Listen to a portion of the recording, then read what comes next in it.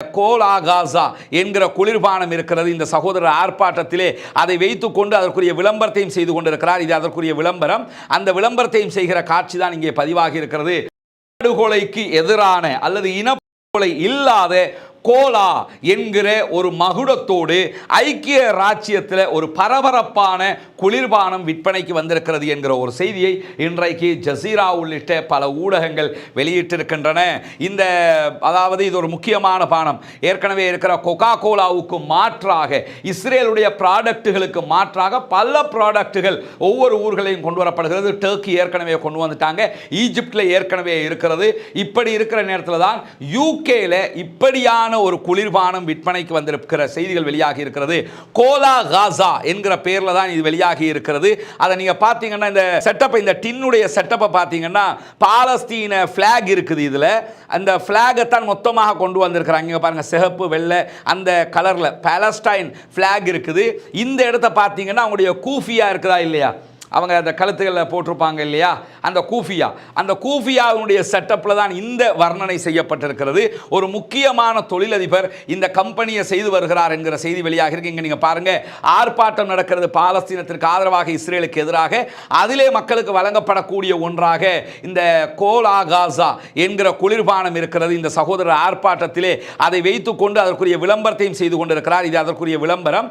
அந்த விளம்பரத்தையும் செய்கிற காட்சி தான் இங்கே பதிவாகி இருக்கிறது. யூகேல இருக்கக்கூடிய சகோதரர்களுக்கு இந்த செய்திகள் தெரிய வந்திருக்கும். ஏற்கனவே தெரிய வந்தில்லை என்றால் இதனூடாக தெரிய வரும். ஆக்கிரமிப்பு பயங்கரவாத அரசாங்கத்தினுடைய ப்ராடக்ட்டுகளுக்கு மாற்றமாக வந்திருக்கிறது. எனவே இந்த மாதிரியான ப்ராடக்ட்டுகளுக்கு நம்ம முன்னுரிமை கொடுக்கிற நேரத்தில் அவர்களுடைய அங்கு நடக்கக்கூடிய இன அழிப்பை தடுப்பதற்கு, இன அழிப்புக்கு எதிராக நம்மால் முடிந்ததை நாம் செய்கிறோம் என்கிற மனதிருப்தியும் நன்மையும் ஏற்படுவதற்கு வாய்ப்பு இருக்கிறது. மொத்தமாக அவர்களுடைய ப்ராடக்ட்டுகளை நமக்கு தடுக்க முடியாவிட்டாலும் முடிந்த அளவுக்கு அவர்களுடைய ப்ராடக்ட்டுகளை நாம் தவிர்க்கணும். அந்த அடிப்படையில் எதையெல்லாம் நமக்கு தவிர்க்க முடியுமோ அவற்றை தவிர்த்து கொள்ளலாம். மாற்று இருக்குதா இல்லையா?